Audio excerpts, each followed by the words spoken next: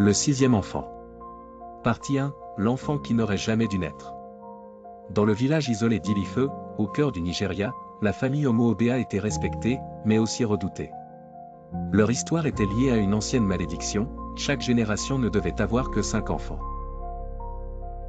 Un sixième entraînait la ruine, la folie, ou pire point lorsque Mama Aduni tomba enceinte pour la 5e fois, tout se passa bien, jusqu'à l'accouchement. Les sages-femmes racontèrent plus tard avoir vu quelque chose se glisser hors d'elle avant le bébé. Une ombre filiforme qui disparut dans les coins de la pièce pointée quand le vrai enfant naquit, les bougies s'éteignirent d'un coup, plongeant la case dans une obscurité épaisse. Pire encore, l'enfant ne pleura pas. Il ouvrit simplement des yeux noirs, trop grands, et sourit. Les années passèrent. Les 5 enfants grandirent point Yemi, l'aîné sérieux et protecteur, Folak, la rêveuse qui voyait des esprits, Chidi, le turbulent toujours en quête de danger, Adé et Busy, les jumeaux inséparables. Mais quelque chose n'allait pas.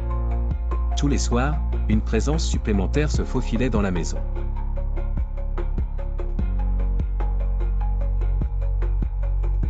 Il ouvrit les yeux et vit une silhouette courbée au-dessus de lui, un enfant, trop maigre, aux yeux noirs comme du charbon.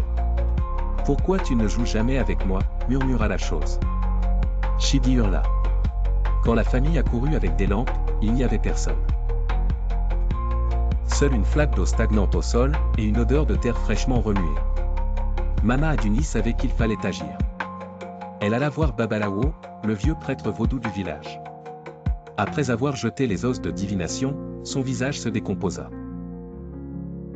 Vous avez dérangé les morts. Le 6e enfant n'est pas des vôtres. C'est un habitu, un esprit enfant qui revient tourmenter les vivants.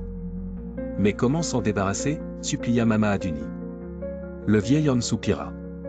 Il faut trouver ce qu'il veut, avant qu'il ne prenne l'un des vôtres.